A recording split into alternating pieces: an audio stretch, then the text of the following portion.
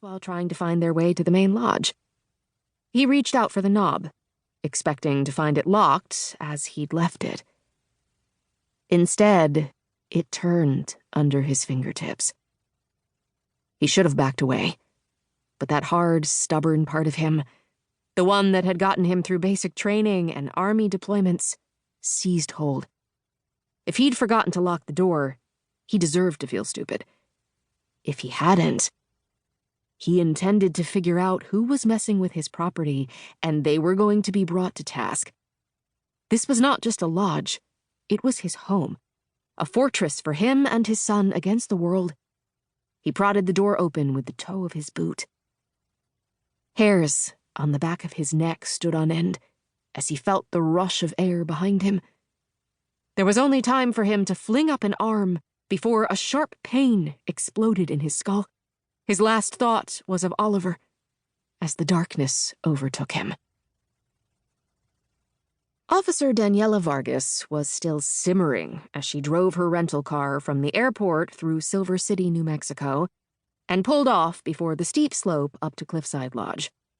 From the back seat, her Malinois, Zara, rolled her eyes in Daniela's direction, with her black muzzle resting on the few meager strands of what had been a basketball net. "It can't hurt to try one more time," she said to the dog as she dialed. "And by the way, you know you can't take Nettie with you on duty."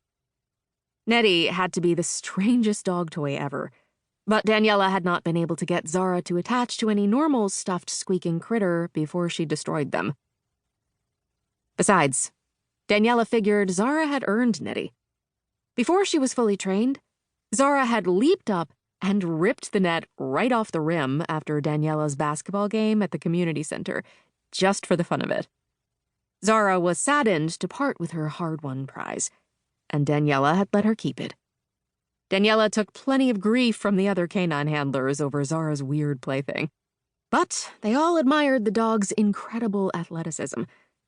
She didn't perform such feats anymore, since she had the beginnings of arthritis affecting one of her back legs, but she was still plenty agile enough to do her job. The phone rang a few times. Daniela's commander, Tyson Wilkes, sounded weary when he answered, but she put that out of her mind.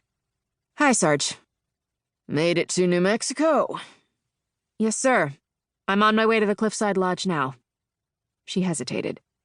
"I was thinking that maybe I could get some security protocols in place to prevent any further break-ins, and check security in the kids' room before I return to the unit," she said. "A couple of days tops." He cleared his throat. "Daniela, we've been through this. You're there for however long it takes. You're the logical choice for this assignment."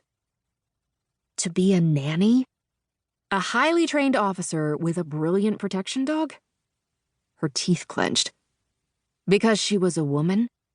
She would be more offended if she didn't know Tyson to be a respectful boss and a good man. He'd already explained his logical reasons. "But we're stretched a little thin here." There was an edge to his voice. True. The Rocky Mountain Canine Unit was small to begin with, a Denver-based mobile response unit under the auspices of the FBI. The officers and their canines were dispatched around the Rocky Mountain region when needed. The canine unit was busy as bees in the springtime, as her adopted Uncle Cal would have said. She kept her tone light. "Harlow likes kids. She would be. We need her dog available, in case." The gravity of that statement tamped down her ire.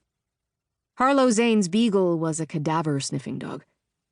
Daniela offered a silent prayer that Nell's nose would not be pressed into service in the search for the baby the team had been frantically trying to locate.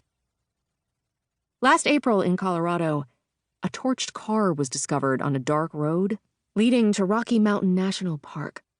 An infant car seat and pink baby blanket were found near the car, as was an unconscious woman, Kate Montgomery, who'd been in a coma ever since. But there'd been no sign of the baby. It was 2 steps forward and 3 back, investigation-wise.